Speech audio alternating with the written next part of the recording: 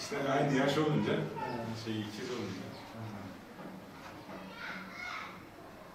Cengiz'le neydi abi? Fark.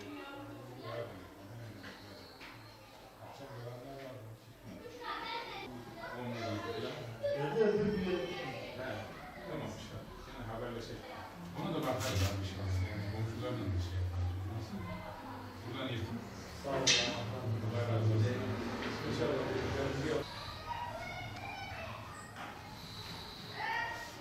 Gel abi sen de gel. O aileden almışlar. Çocuklarımızın ağrı var.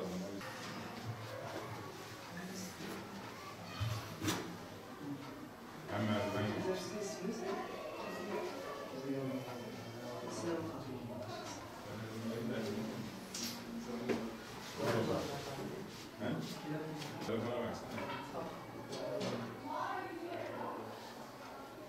Gözlerim tavuk karası var, anada doğma. Gözüme tavsiyon vurdu, olancasını kaybettim yani. Evet yürüyordum, gidiyor az bir şey, gidiyor geliyordum. Hiç seçemeyim. Hiç kimseyi seçemem. Evin içinde çıkamıyorum yani anlayacağını. Sürekli evde misiniz? Evet. Gittiğimiz yer, gitsek de hanımım kolum tutuyor. Yani komşu o. Birisi tanış. Olursa bir işim onlar beni götürür. Yoksa bir yere gidemem ben. İşte böyle geçinip gidiyoruz. Komşunun yardımıyla, sağ solla. Fitre verirler. İşte bununla başka bir geleceğimiz yok. 580 kağıt devlette bir para aldığımız var. Onu da ancak bakkala bir mamatise gidiyor. Başka da yok. Vallahi zorluk şöyle hocam. İşte meydandayım, durumum. Yani bir yere gittiğim yok. Ev içinde işte çocuklar da ikimiz de, benim işim de. İşte anlayacağını üçümüzde de bakıyor. Çok zor durumdayız yani. Bir gelirimiz yok. Eviniz? Ev bizim değil. Ev bizim değil. Evet bizde kira almıyorlar ama kendiler satacaklarmış. Biz de işte bilmiyoruz, Allah büyüktür. Çok yani bir şey yok meydanda. Olursa oluyor, olmazsa bir komşu verirse oluyor, olmazsa da hiç yok. Bir tabak yemek verirler, işte çocuklara bir tane muz alırlar. Yolda sorabilirsiniz. Yetkililere işte ben gittim, ben dedim böyle dedim.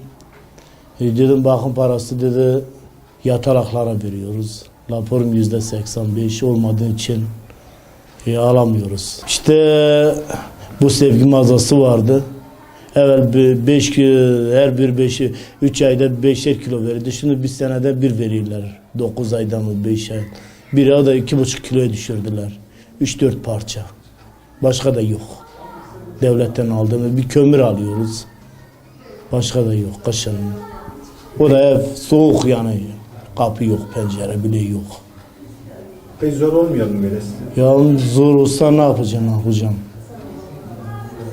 Çok zor yani evet ben de biliyorum ama yapacak bir şey yok. Bu tavuk karası anada doğma vardı üstümdeydi. Gitgidikçe fazla olduk. Gözü kaybetti. Gözüm arkası karanlık. Doktor dedi gözün arkası karanlık. Üniversite tedavi oldum. Gözüme tavsiyon vurdu. Ameliyat oldum hiç yani bir fayda bulamadım. Bir gözüm zaten kapalı bu. Bu da %1 görüyor. Sen seçemiyorum. Peki yani bunun tedavisi yok mu? Yok bunun tedavisi yok. Olsa yok, paramız yok yani. Olsa da dahil paramız yok. Yapamazdık. Ama şimdilik yok. Doktor Karanç Bey dedi buna çare yok dedi. Çok zor evet. Bizim aldığımız bir şey yok yani. İnanır mısınız? Sabah bulayık akşam bulamıyık. Aynı öyle ha. Çok zor. Bir komşular yardım ediyor. O da Bazı domates veriyorlar, bazı işte bir balcan ya bazı çocuklara muz alıyorlar, bazı yiyecek alıyorlar. Ha, bu başka da hiçbir yardımım yok. Vallahi biz çocuklarıma yardım etsinler, ben bir şey istemiyorum. Çocuklar çünkü her şeyi istiyorlar artık, zor durumdalar. Yetkililerden yardım istiyorum, halktan, yetkililerden, büyüklerimizden yardım istiyorum. Çocuklarıma baksınlar. Düzensiz bir evde oturuyoruz. Tabii merdiven de pis. Çocuklar düşebilir mi? Ben yardım istiyorum çocuklarıma. Dolabımız yok, aklı başında bir sırtımız yok, aklı başında bir yiyeceğimiz yok. Çocuklar daha kadar süt istiyorlar, hasta oluyorlar, doktora götüremesi zor oluyor bizim için. Çünkü engelli olduğum için yapamıyorum.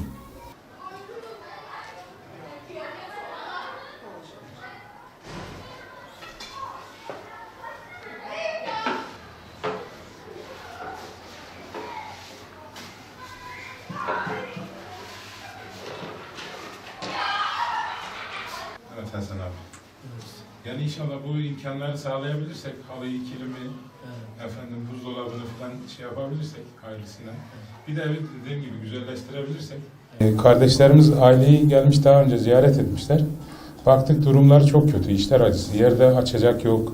Çocuklar taş üzerinde yatıyorlar. Efendim mutfağa girdik, mutfakta buzdolabı yok, tüp yok, ocak yok. Yani Ağustos ayının içinde bu haldeler. Camlar, pencereler birazdan gösterirsiniz. Naylonla kaplı her yer. Üst baş yok. Çocukların süt ve diğer ihtiyaçları karşılanamıyor düzenli bir şekilde. Biz bunları Paylaş İnsani Yardım Derneği olarak karşılamaya çalışacağız inşallah. Beyaz eşyasını alacağız birazdan. Acil ihtiyaçlarını göreceğiz inşallah. Halısını, koltuk takımını vesaireyi tamamlarız. Fakat ev oturulacak bir durumda değil. Sizlerden yardımlarınızı bekliyoruz inşallah. Hasan abinin 2 tane çocuğu var. Bir kız, biri erkek, ikiz evlatlar. Evet. Çocuklar da daha küçükler. Hasan abimin gözü görmüyor. Evet. Görmediğinden dolayı çocukların merdivenden inmesi, çıkması, dışarı sosyal hayata ulaşmalar çok zor. Yani çocuklar için de bir şeyler yapmamız gerekiyor. İnşallah hep birlikte bunu başaracağız. Bu aileyi mutlu bir hale getirmeye çalışacağız inşallah.